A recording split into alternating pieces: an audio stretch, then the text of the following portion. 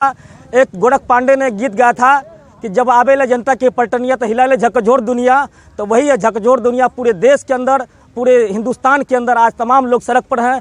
आपने देखा है कि किसान सड़क पर, नौजवान, ठीक उसी तरीके से ये हिटलरशाही सरकार नरेंद्र मोदी की सरकार जो आई है इस देश के अंदर, इस देश 9 साल में हिंदुस्तान के तमाम लोगों ने, तमाम तबकों को इन्होंने ठगने का काम किया है और तमाम लोग समझ गए हैं। और 2024 का जो चुनाव होगा, यकीन जान लीजिए कि आज का जो महाधरना है पूरे बिहार के हर ब्लॉक मुख्यालय पर, ये 2024 के नरेंद्र मोदी के ताबूत का आखिरी कील होगा। और तमाम लोग इस धरना में पूरी मजबूती से महागठबंधन के लोगों ने साथ दिया है और 2024 के भी चुनाव में तमाम लोग साथ देंगे। को सच लिख दो अखबार तुम्हारा है, इस दौर के फरियादी जाए तो जाए कहां, इस दौर के फरियादी जाए तो जाए कहां। सरकार भी तुम्हारी है, दरबार तुम्हारा है, सरकार भी तुम्हारी है, दरबार भी तुम्हारा है। मित्रों, इसलिए हम लोगों को डरने की जरूरत नहीं है। हमारे नेता आदरणीय नीतीश कुमार जी, लालू यादव जी, तेजस्वी जी, राहुल गांधी जी, भट्टाचार्य जी, सभी की विचारधारा मिल गई है और हम सब मिलकर फिरका परस्ती ताकतों को, सांप्रदायिक ताकतों को दूर भगाएंगे। और ये देश सभी का है, हिंदू, मुस्लिम, सिख, ईसाई। हमारे जो बुजुर्गों ने, हमारे जो महात्मा गांधी ने जो हमें सिखा कर गए यहाँ से कि हिंदू, मुस्लिम, सिख, ईसाई आपस में हम भाई भाई, तो हम इस एकता का परिचय देंगे। तो हम इन सब बातों को, अपनी बातों को। बिहार में महागठबंधन दलों ने एक दिवसीय धरना देकर केंद्र सरकार को आड़े हाथ लिया और कहा पिछले 9 सालों में जो बेरोजगार हुए युवा, महंगाई की मार, इन सभी बातों को लेकर शांतिपूर्ण तरीके से धरने पर बैठे और अपनी बातों को रखा। 2024 में जो चुनाव होने हैं उस पर भी विचार कई दलों ने मिलकर किया और क्या कुछ कहा इस रिपोर्ट में जानते हैं। महिला पैमान के आंदोलन पर हमला क्यों? नरेंद्र मोदी जवाब दो, जवाब तुमको देना होगा, रसोई गैस का सिलेंडर 1200 क्यों? नरेंद्र मोदी जवाब दो, डीजल पेट्रोल का रेट 100 के पार क्यों? नरेंद्र मोदी जवाब दो। का छापा पड़ेगा जो दूसरे दल में है। अगर आप दूसरे दल में जा रहे हैं तो आपको, भाई वॉशिंग मशीन है उसमें धुल के जाइए, भाजपा में स्वागत है। तो इस तरह से उनकी पॉलिसी चल रही है, उस तरह से नीति चल रही है।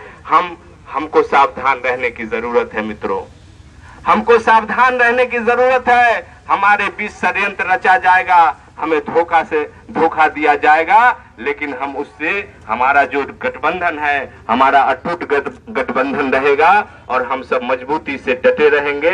हम गांव-गांव जाकर, ये 6 गठबंधन के जो लोग हैं, गांव-गांव जाकर लोगों की सरकार की जो नाकामी है, मोदी सरकार की 56 इंच का कलेजा दिखलाते, 56 इंच का कलेजा दिखलाते हैं। और बेरोजगार जो है युवा साथी, वो सड़क पर घूम रहे हैं, उनको रोजगार देने के लिए आपके पास नौकरी नहीं है।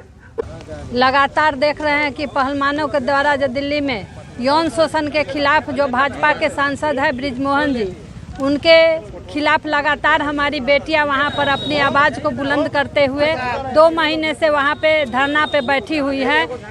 वहां की सरकार जो बोलती हैं कि बेटी पढ़ाओ और बेटी बचाओ की बात करती हैं, जब विदेश में वो बेटियां मेडल जीतती हैं तो उनका मतलब छाती गर्व से चौड़ा हो जाता है कि हमारी बेटियां देश में भी यहाँ का नाम रोशन कर रही हैं। लेकिन जब आज बेटियां सड़क पर अपने न्याय के लिए गुहार लगा रही हैं तो वो उनको वहाँ तक देखने भी नहीं जाते हैं कि आखिर माजरा क्या है, क्योंकि वो उनका सांसद है। क्या लगता है सरकार जो पैसा खर्च कर रही है करोड़ों रुपया महिलाओं की सुरक्षा के लिए, वो कागजों में सिमट के रह गया है या फिर? देखिए, खर्च करने के लिए भले ही बेटियां सुरक्षित अपनी बदौलत वहां तक, घर तक पहुंच जाती हैं, सिर्फ अपनी बदौलत, नहीं तो लगातार आप देख रहे हैं कि घटनाएं घटती रहती हैं। और अगर न्याय के लिए भी अगर परिजन दौड़ते रह जाते हैं, क्योंकि उजियारपुर में आपने देखा कि किस प्रकार बेटियों का रेप कर करके उसकी हत्या कर दी जाती है। लगातार उस रेपिस्ट की मां 9 दिन तक लगातार अनशन करती है और सांत्वना के बाद कि उन्हें न्याय मिलेगा, आज तक न्याय नहीं मिला। तो हम कैसे समझे कि पैसा खर्च हो रहा है वो हमारे बेटियों की सुरक्षा उसमें की जा रही है। पेपर पे भले ही खर्च कर ले लोग, खाने के लिए उस पैसे को खा जाए, लेकिन जमीन पर कहीं कोई इस चीज़ को देखने को नहीं मिला। क्या कहना चाह रही हैं? गैस सिलेंडर काफी महंगा है। देखिए महंगाई, हम लोग घरेलू लोग भी हैं। आज तक हम लोगों जब से हम लोगों ने किचन संभाला, 25 वर्षों से हमने किचन संभाला, तो हमें लग रहा था कि 350 में गैस सिलेंडर खरीद रहे थे। अब जब गैस खत्म होता है तो लगता है कि 1220 रुपया भी अब हम लोगों को इंतजाम करके उसको देना पड़ेगा। जो घरेलू चीज़ है, तमाम चीज़, ये नहीं दवा, किचन का सामान तिगुना दाम हो चुका है। जब हम लोग अपने बच्चे को बताते हैं कि कभी इतने रुपए में, आप देखिए कि अर्थव्यवस्था को गिरा करके जो एक गरीब आदमी जो छोटी सी चीज़ है, अगर बच्ची की शादी करते थे तो एक चांदी का पायल, एक ये कहा जाए कि आप लोग नाखुश हैं। पूरे तौर पर हम लोग पूरे तौर पर नाखुश हैं। इसीलिए आज हम लोग इस धरना में, जो महागठबंधन के 6 दलों के द्वारा जो यहाँ पे धरना का कार्यक्रम किया गया है, उसमें जो हमारी आधी आबादी है वो भी मजबूती से महागठबंधन के साथ खड़े हैं। वंदना कुमारी, एपवा जिलाध्यक्ष। आप तमाम लोग देख रहे हैं कि पूरे देश के आवाम को जिस तरीके से नरेंद्र मोदी की सरकार ने धोखा दिया था, और तमाम लोगों ने उनके धोखा को समझ लिया है, जान लिया है। जिस तरीके से आप तमाम लोग जान रहे हैं कि अंग्रेज जब हमारे देश में आया था तो उसने भी डिवाइड एंड रूल लागू किया था, हिंदू मुस्लिम सिख ईसाई को बांट करके, और कई सौ बरस उन्होंने हिंदुस्तान पर कब्जा किया था। लेकिन जब हिंदुस्तान के लोगों को ये समझ में आ गया कि हमारे ही संपत्ति को, हमारे ही देश के संपदा को लूटा जा रहा है, और हिंदू मुस्लिम सिख ईसाई जब तमाम लोग एकजुट होकर के अंग्रेज के खिलाफ लड़ना शुरू किए, तो आप तमाम लोग ने देखा कि उस आंदोलन से अंग्रेज को यहाँ से भागना पड़ा। ठीक उसी तरीके से हिटलर शाही सरकार, नरेंद्र मोदी की सरकार जो आई है इस देश के अंदर, इस देश 9 साल में हिंदुस्तान के तमाम लोगों ने, तमाम तबकों को इन्होंने ठगने का काम किया है, और तमाम लोग समझ गए हैं। और 2024 का जो चुनाव होगा, यकीन जान लीजिए कि आज का जो महाधरना है पूरे बिहार के हर ब्लॉक मुख्यालय पर, ये 2024 के नरेंद्र मोदी के ताबूत का आखिरी कील होगा। और तमाम लोग इस धरना में पूरी मजबूती से महागठबंधन के लोगों ने साथ दिया है, और 2024 के भी चुनाव में तमाम लोग साथ देंगे। लगातार ईडी की छापे भी पड़ रहे हैं। बिल्कुल पड़ेगा, ईडी सीबीआई तमाम लोग छापा पड़ते रहेंगे, लेकिन जनता जब जिसके साथ होगा। एक गोरख पांडे ने गीत गाया था कि जब आवेले जनता के पलटनिया तो हिलाले झकझोर दुनिया, तो वही है झकझोर दुनिया। पूरे देश के अंदर, पूरे हिंदुस्तान के अंदर आज तमाम लोग सड़क पर हैं। आपने देखा है कि किसान सड़क पर, नौजवान सड़क पर, 2 करोड़ का रोजगार जो इन्होंने वादा किया था, उस वादा को किसान नौजवान मांग रहे हैं कि मेरा रोजगार कहाँ, रोजगार दिखाइए। और उल्टे हमने देखा कि इस 9 साल के अंदर में 2 करोड़ से ज़्यादा लोगों का रोजगार छिन गया है। जीएसटी के जरिए, जीएसटी नोटबंदी के जरिए तमाम छोटे मझोले किसान जो नौजवान थे, जो रोजगार में थे, तमाम लोगों का रोजगार खत्म हो गया है। इसलिए हिंदुस्तान के आवाम ने इस बात को समझ लिया है कि ये हिटलर शाही सरकार है। ये नरेंद्र मोदी की सरकार को 2024 में हमने कहा है कि 2024 में का जो आज का जो आंदोलन हो, इस आंदोलन से 2024 के ताबूत के, नरेंद्र मोदी के ताबूत का आखिरी कील साबित होगा। आसिफ हुदा, इन्नौस जिला सचिव, समस्तीपुर। ने हमारे दलों के जो प्रखंड अध्यक्ष है या नेता है, सभी की बात सुनी। मैं जदयू का प्रखंड अध्यक्ष हूँ। मुझे धन्यवाद ज्ञापन के लिए भाई साहब ने कहता हूं कि हमारी सरकार की जो नीति है वो आपने देखा 2020 के चुनाव में साथ में रहकर भाजपा ने हमारे आदरणीय मुख्यमंत्री के साथ कितना छल किया, कितना धोखा दिया, और हमारी सीट 40 पर आ गई। आप साथ में रहकर हमारे पीठ में खंजर घोंपने का काम किया है। मोदी जी आप सावधान हो जाइए। हम लोग सारे दल एक हो गए हैं, महागठबंधन का दल एक हो गया है। हमारी विचारधारा एक है। जननायक की धरती है, जिन्होंने हमेशा गरीब गुरबों के लिए लड़ा है। हमारी विचारधारा उनसे मिलती है। ये बाबा साहब भीमराव अंबेडकर की विचारधारा से हम लोग मिलते हैं। उन्होंने संविधान को रचा, और गरीब गुरु की बदौलत 2 शब्द बोल सकते हैं। ये धरती महात्मा गांधी की है, जिन्होंने अपने खून से सींचा, और उनकी हत्या की गोडसे ने। उनका हत्यारा कौन है? जो भाजपा में जो अभी विराजमान है। हम महात्मा गांधी के विचारों को मानने वाले लोग हैं मित्रों। इसलिए मैं बहुत कुछ नहीं कहना चाहता हूं विस्तार में। हमारे साथियों ने बहुत अपनी बात के निकट आमरण धरना प्रदर्शन के माध्यम से उसको ब्रिज बिहारी को गिरफ्तार करने की बात किया, विद्याभूषण को गिरफ्तार करने की बात किया दोस्तों। लेकिन वो जो मोदी का जो माफिया है, वहां के जो कार्यकर्ता बीजेपी का लोग था, आया और प्रलोभन दिया कि 1 महीना के अंदर भी कार्रवाई किया जाएगा। लेकिन कार्रवाई नहीं हुआ। पुनः फिर महिला पहलवान जो है पूरा 3-4 महीना इंतजार करके जब अगर उस पर कार्रवाई नहीं किया फिर धरना प्रदर्शन किया गया। लेकिन दोस्तों ये जो है मोदी या बीजेपी आरएस के लोग कोई कार्रवाई नहीं किया, लेकिन सुप्रीम कोर्ट ने आदेश दिया कि महिला पहलवान के साथ जो अश्लील बात हुआ है उस पर निश्चित तौर पर कार्रवाई होनी चाहिए। इसके बाद फिर भी उस पर कार्रवाई नहीं हो रहा है।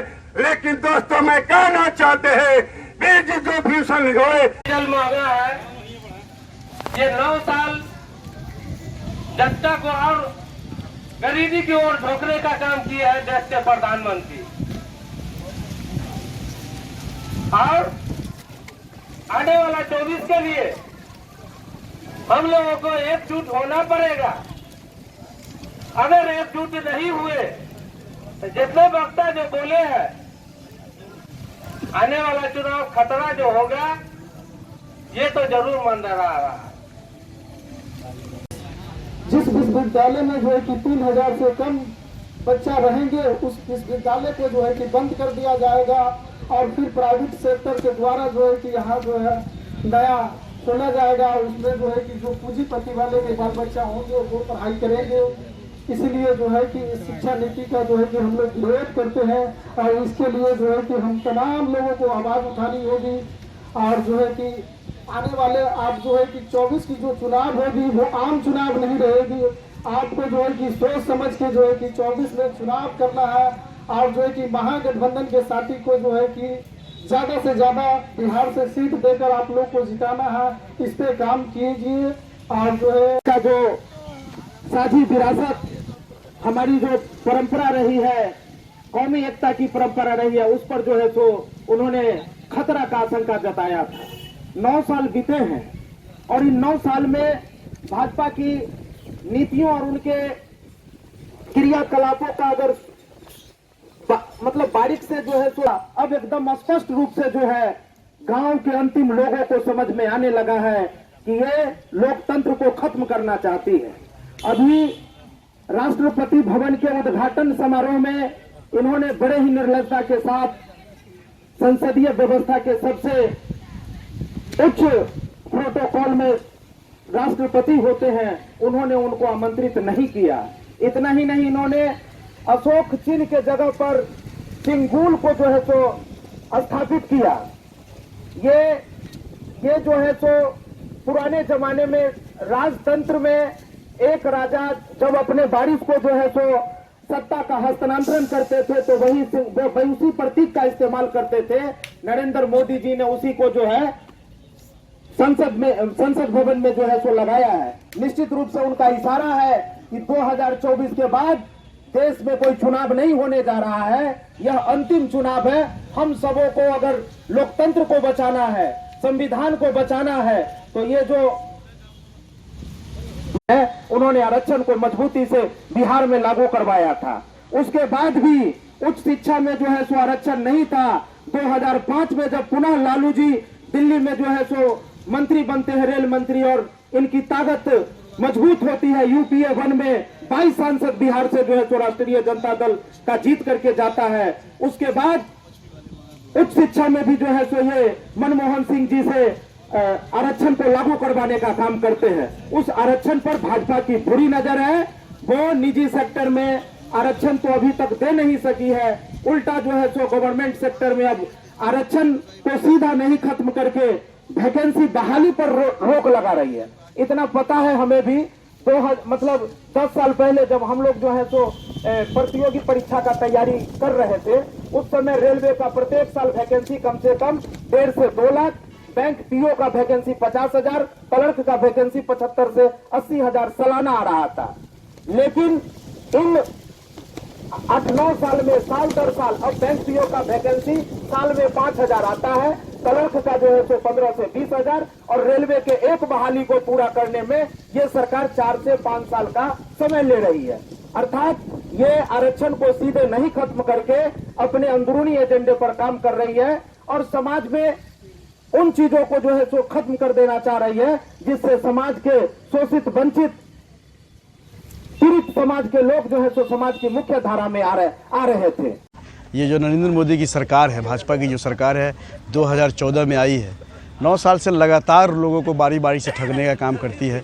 कभी छात्र को हो, विशेष समुदाय मुस्लिम समुदाय पर भी इन्होंने जिस तरह से, आप तो लगातार थे बने हुए एनआरसी के टाइम में, जिस तरह से इन लोगों ने जुल्म करने का काम किया। लाखों लड़के शहीद हुए हैं मुसलमानों के इस एनआरसी आंदोलन में। उसके बाद आपने पहलवानों के साथ देखा इन्होंने किस तरह जंतर मंतर पर इनके साथ हरकत किया इन्होंने। इसलिए इस सरकार को उखाड़ फेंकने के लिए जो साथी ने हमारा बताया है कि अभी हम लोग बिहार के सारे प्रखंड कार्यालय पर धरना हुआ है महागठबंधन का, ये आखिरी कील साबित होगा ताबूत में। और हम लोग 24 में इस सरकार को उखाड़ कर फेंकने के लिए हम लोग लगातार कमर कसे हुए हैं। चाहे इसके लिए हमको संवैधानिक तरीके से जो भी आंदोलन करना पड़ेगा हम उसको करने के लिए तैयार हैं। करके वह देश के कर्णधार के रूप में आगे बढ़ाता है। उसी तरह से हमारे पूर्व के प्रधानमंत्रियों ने इस विषम परिस्थिति में जिस समय देश हमारा प्राप्त किया और गुलामी से बाहर आया, उस समय अनेकों मुसीबत सह करके इस देश को आगे बढ़ाने के लिए काम किया। आज कहते हैं कि जब बीजेपी की सरकार बोलती है कि ये क्या किया, अरे क्या तो किया।